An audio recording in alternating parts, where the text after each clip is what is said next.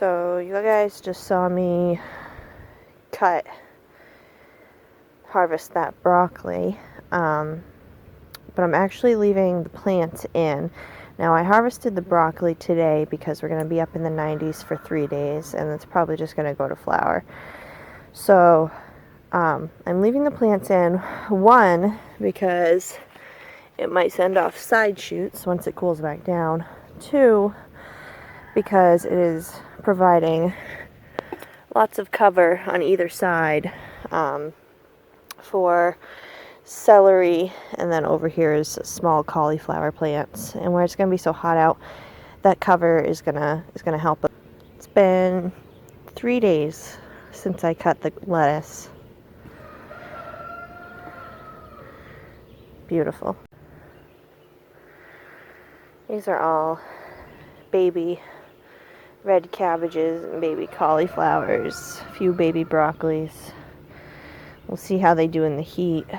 So I was going to come out here and weed yesterday, and I ended up not doing that because this grass is going to act as a good ground cover, and the ground isn't going to dry out on these cold weather crops while it's super hot out for the next 3 days. So I actually left them alone. And I'll probably come out here and weed Wednesday evening.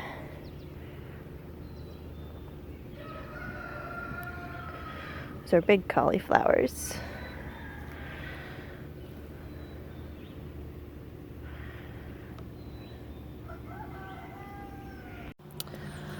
So now I've got a big beautiful bowl of blue scotch and lacinato kale, and I'm harvesting all the greens this morning because last night was the coldest it's gonna be at night until this weekend.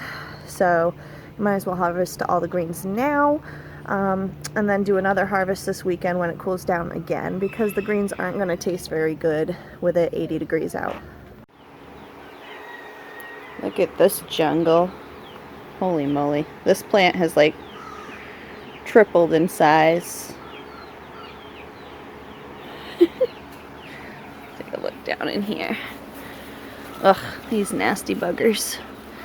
Those nasty buggers. I did spray yesterday. I'm probably going to need to spray again today, but I'm going to wait until after I water everybody.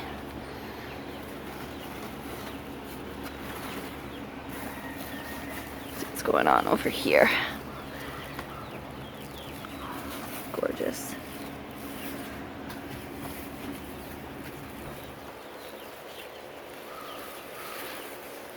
Here's a little squash. There.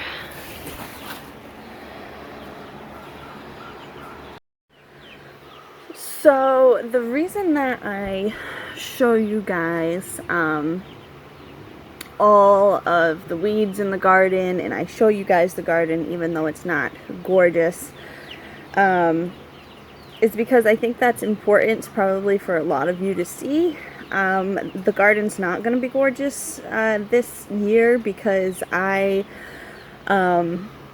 take care of a almost 1-year-old and a 2.5-year-old, plus the farm, plus the hauling business while Paul is at work. So the garden's not going to be weed free and gorgeous this year. That's just not going to happen. And I think it'll be important for you guys to see how much food our garden produces not being weed free, and that it's okay for the garden to not be pristine and gorgeous, and that there's still a lot of beauty and importance in just growing the food, regardless of how it looks.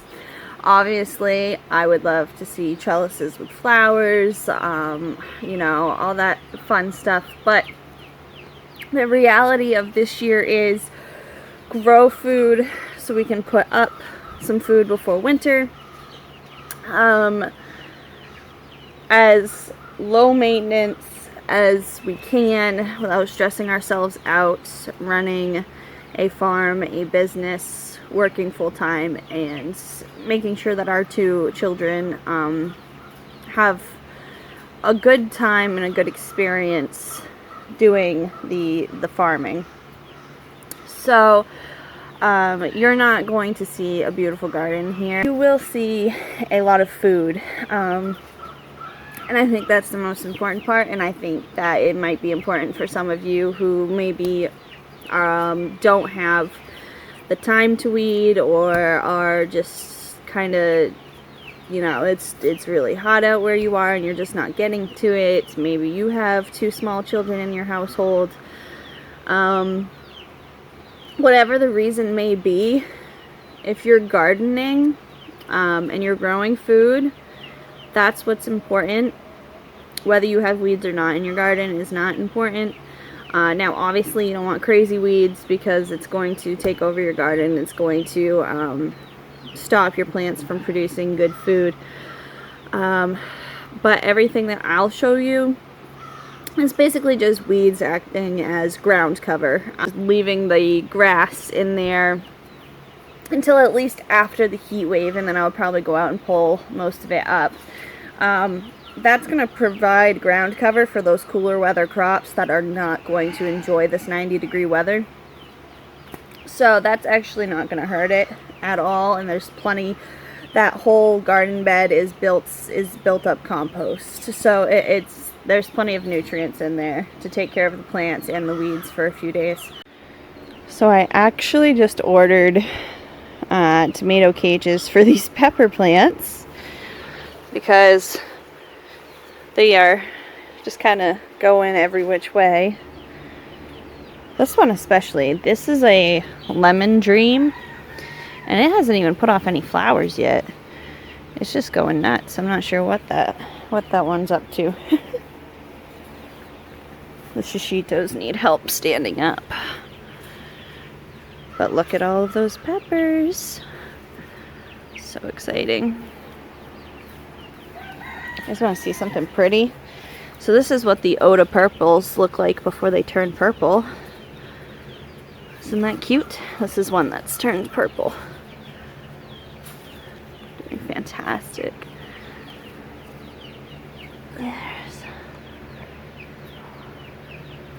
There's a black jack pepper. Look at that little jalapeno. So exciting. So exciting. This, I gotta weed through this and find the actual pepper plant. There he is. That's our actual pepper plant in there. Clean him out a little bit here. Holy moly. See, this is not the type of weeds that you want.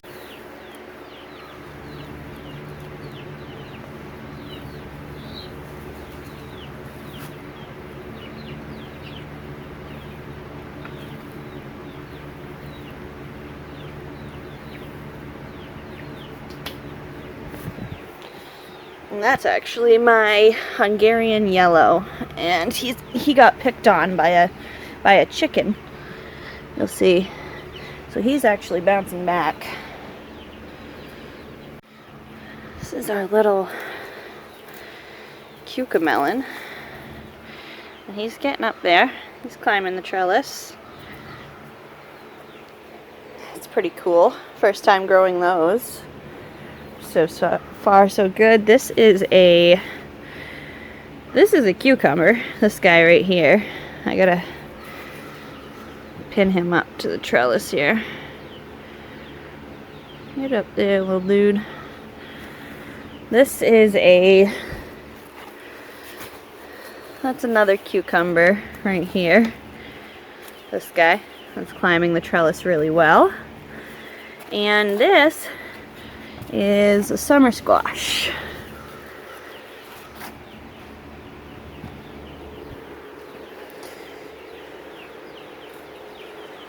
I have no idea what this is, but it is vining the trellis on its own really, really well. This is this plant that was planted on the outside on accident. I think it was a Kingston plant. And we don't know what it is, but it's trellising really well. And it's getting huge. Go Kingston, right? So the tomatoes need to be tied up again. They have Some of them have surpassed the tie-up that I had them on. Although that's that crazy Roma plant. And it's just going crazy. I should probably get in here and prune it, rip the grass out, just to keep it disease-free.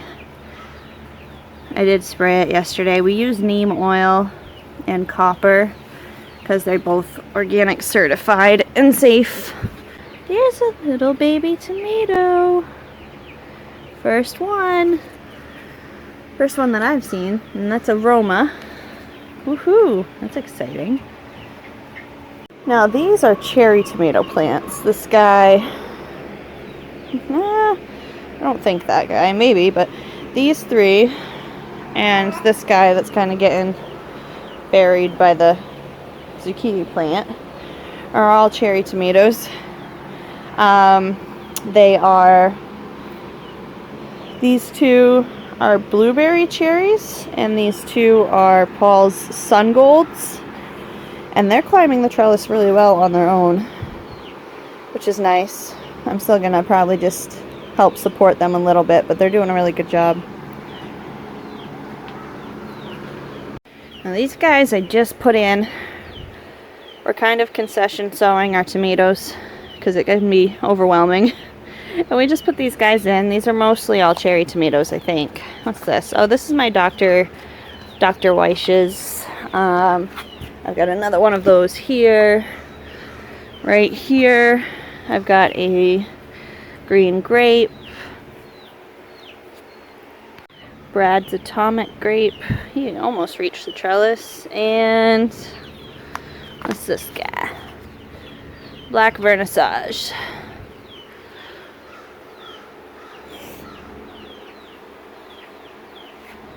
These yellow pole beans have still not sent off their shoots. It's kind of weird. Wonder why that is. They are flowering though. The roots crop bed is getting some action, although it's been really hot in here. So this is just a kind of, you know, whatever comes up, comes up. But we do have some radishes or turnips coming up, whichever those are. I do have some beets coming up. I put an okra plant in down there. I actually had two in there, but one of them got nabbed by something.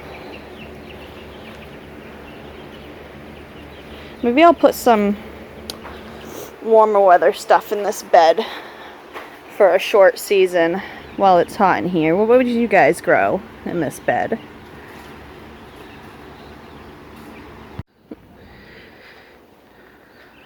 What are you three up to?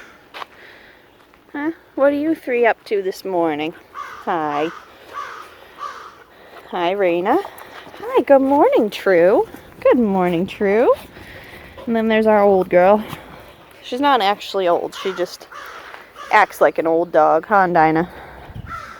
Huh, Dinah girl. Hi. That's Paul's dog.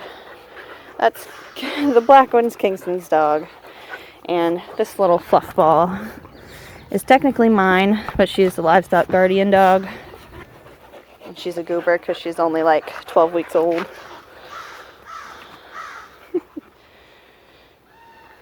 Well, thank you guys for hanging out with me and checking out the greenhouse. I'm happy to share it. I'm happy to share my messy garden with you. We are leaving Friday through Monday. Friday is Paul's birthday, and we're going to be gone for 4 days camping, which will be a really nice break.